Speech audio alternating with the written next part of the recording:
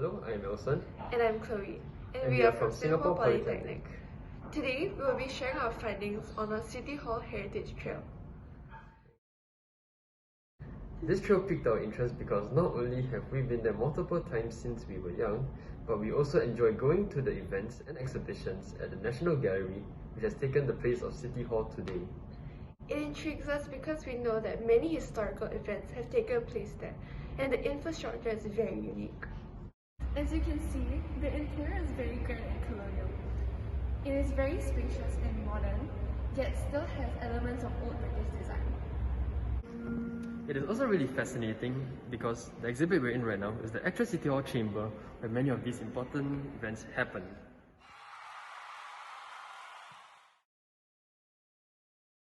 City Hall has a very rich history.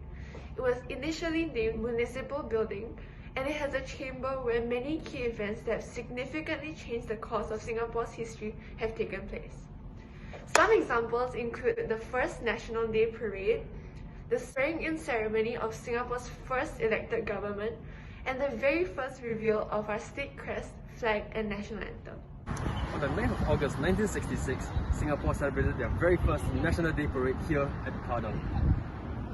So, there were 23,000 people here who witnessed the national flag being raised right here at City Hall. This is also where the marching contingents went up these very steps into the City Hall, where our ministers once stood. The municipal building was built to house the municipal town council along with various departments that were responsible for taking care of the people's well-being, be it their health, the town's cleanliness, or housing. Then, in 1942, the Japanese administrators took possession of the building and used it as their headquarters. I interviewed a staff who is stationed at the informative counter. He wished to go by the name of Ibrahim, who is currently 66 years old. I asked him what he enjoyed about the National Gallery.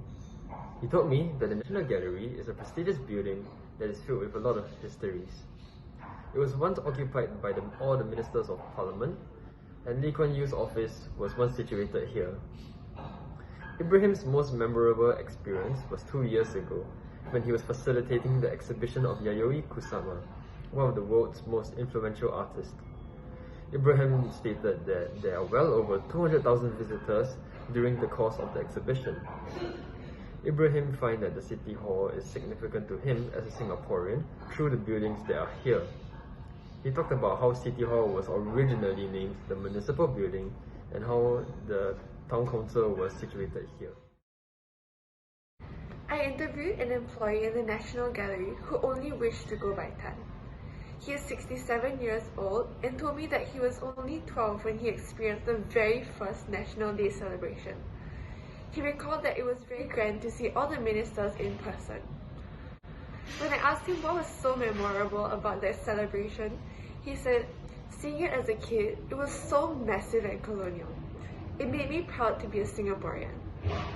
After that, he talked about what happened during the celebration.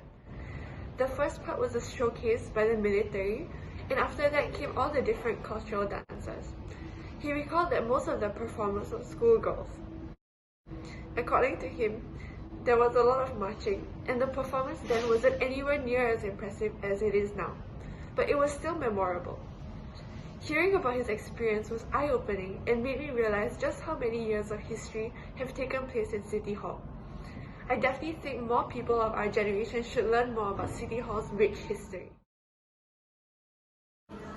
So here's the report from my chosen place in City Hall. I picked the City Hall Chamber because I was astonished at the fact that I was standing in the very room where many historical events took place, such as the surrendering of the Japanese, where they sent 11 copies of the Instruments of Surrender. I felt like I was reliving the moment when I was in that very room.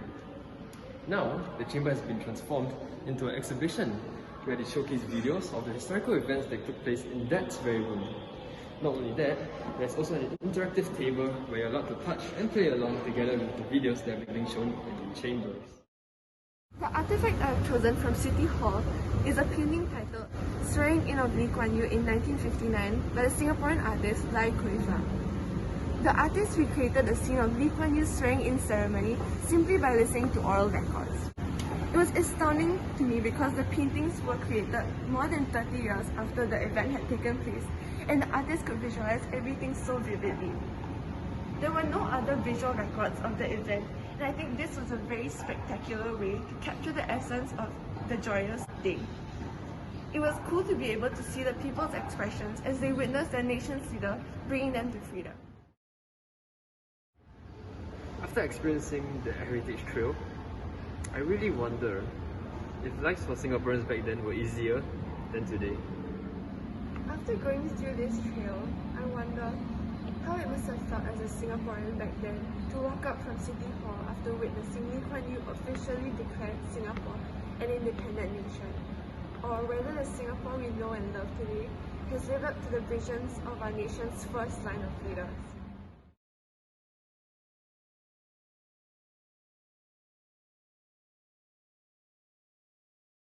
Thank you for your time.